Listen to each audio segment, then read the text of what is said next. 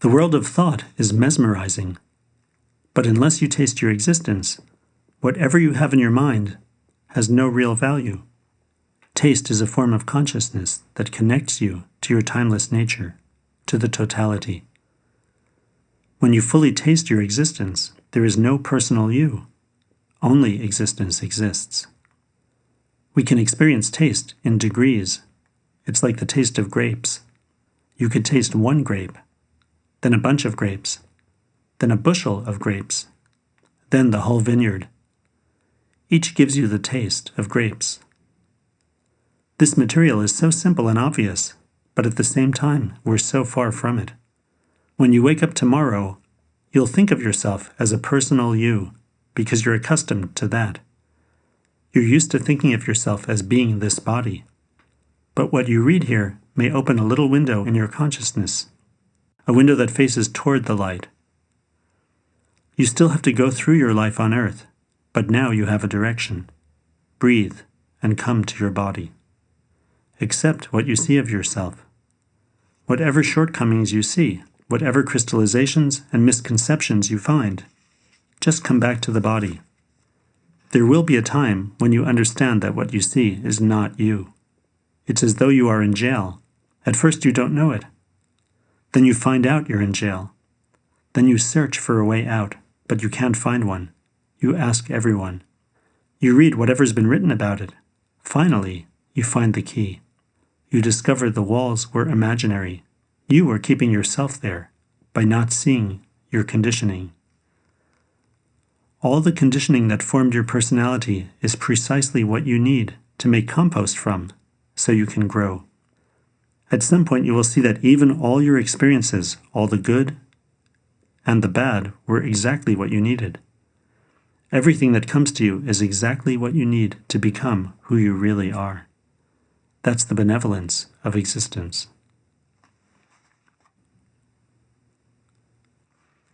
Looking at yourself has value only if you accept what you see. If you accept what you see of yourself, you are more willing to see it. In a moment of acceptance, your conflicts with what you see are resolved. The energy which is saved is needed to nurture the deeper aspect of yourself. Whatever you see of yourself is your temporary aspect, not the reality of your existence. Your eternal aspect is free from time and space.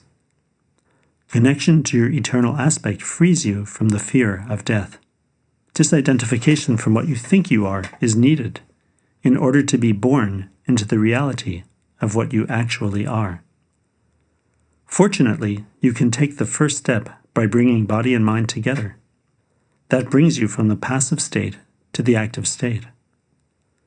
The purpose of your existence is to find a bridge to connect your eternal and temporary aspects.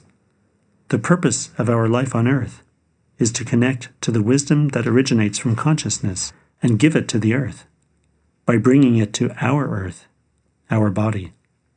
Evolution means evolution of consciousness. Your ordinary life situations are important. They are there to support you to develop. They need to be given your best. Whatever you do, do it as well as you can. If you're washing dishes, get them as clean as you can. Do everything you do with that posture. Every situation has some food for us. When you are in a chaotic state, organize your desk and see what happens. Anything you need to do supports you to be more available to yourself and your life when you give attention to it. You need to know what you're doing and for what purpose. By bringing the mind to the activity of the body, you come out of the passive state. We need an organized way to relate to our real questions.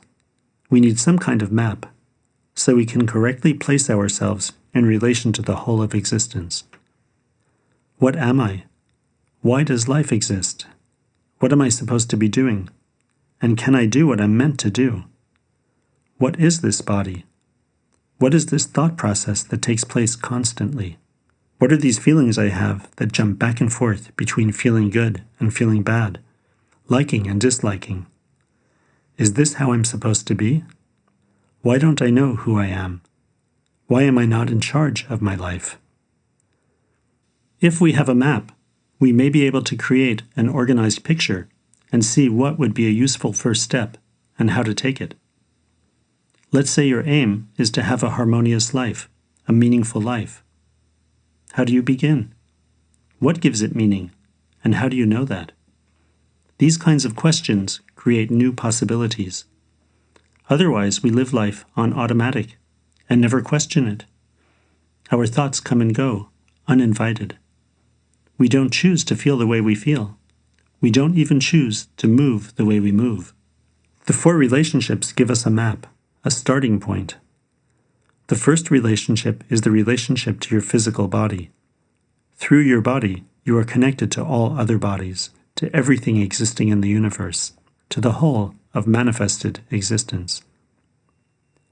The second relationship is your relationship to the external world, to everything you see, everything you touch, everything you think, everything you feel.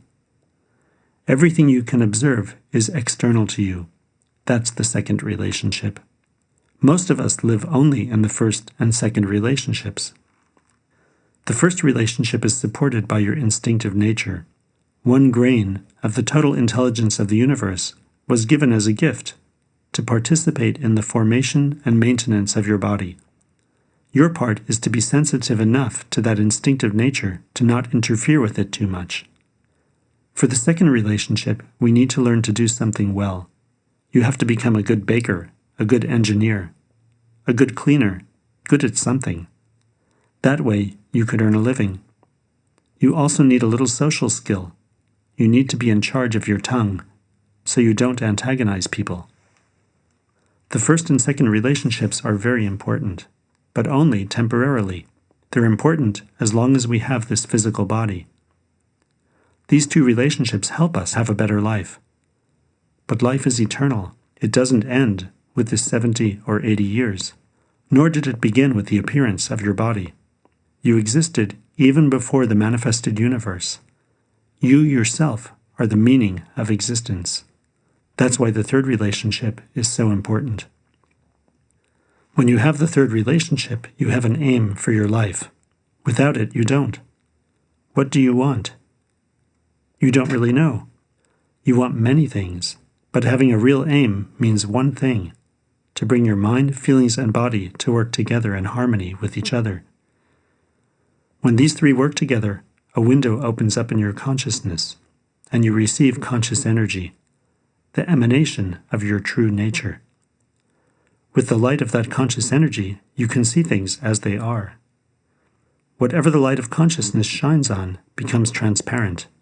You see through your thoughts, your feelings, and your sensations. That seeing becomes being and understanding.